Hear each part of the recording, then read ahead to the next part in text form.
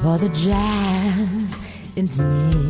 ঢালিউডের superstar Arifin Shuvo ভারতীয় OTT platform Sony লিভের web series jazz সিটিতে জিমি রয়ের চরিত্রে অভিনয় করে দারুণ সাড়া ফেলেছেন।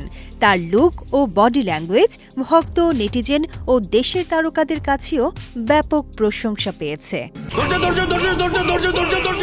অথচ জিমি রয় চরিত্রটি নিয়ে শুভর প্রত্যাশা খুব একটা বেশি ছিল না। তিনি জানান, শুটিংয়ের আগে তিনি বেশ নার্ভাস ছিলেন, কারণ পুরো বিষয়টি ছিল তার কমফোর্ট জোনের বাইরে, ভিন্ন লোকেশন, ভিন্ন দেশ, ভিন্ন ভাষা।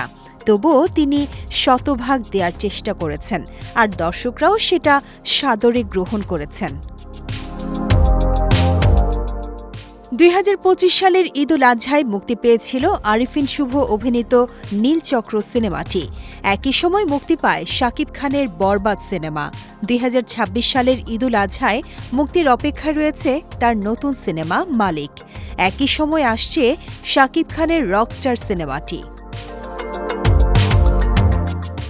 এই প্রেক্ষাপটে সামাজিক মাধ্যমে আবারও উঠে এসেছে পুরনো বিতর্ক শাকিব খান বনাম আরিফিন শুভ।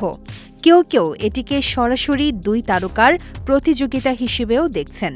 এই প্রসঙ্গে আরিফিন শুভ বলেন, এই যে এক ধরনের ন্যারেটিভ তৈরি করা হয়, ১ নম্বর, ২ নম্বর, ৩ নম্বর, এই ধরনের র্যাঙ্কিং মূলত চাপিয়ে দেয়া, যা রেসের ঘোড়ার মতো প্রতিযোগিতার ইঙ্গিত।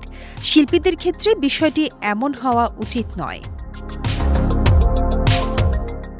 অভিনেতা বলেন, একজন দর্শক একই সঙ্গে শাকিব খান, শরীফুল রাজ, সিয়াম কিংবা অন্য যে কোনো শিল্পীর সিনেমা দেখতে যেতে পারেন। দর্শককে ভাগ করে দেখার মানসিকতা থেকে বের হয়ে আসা দরকার বলেও জানান তিনি। শুভ আরও বলেন, শাকিব খান, আরিফিন শুভ, সিয়াম, রাজ, মোশাররফ করিম, চঞ্চল চৌধুরী সবাই যদি একসঙ্গে একটি সিনেমায় কাজ করেন, তা দেশের সিনেমার জন্য বড় অর্জন হতে পারে।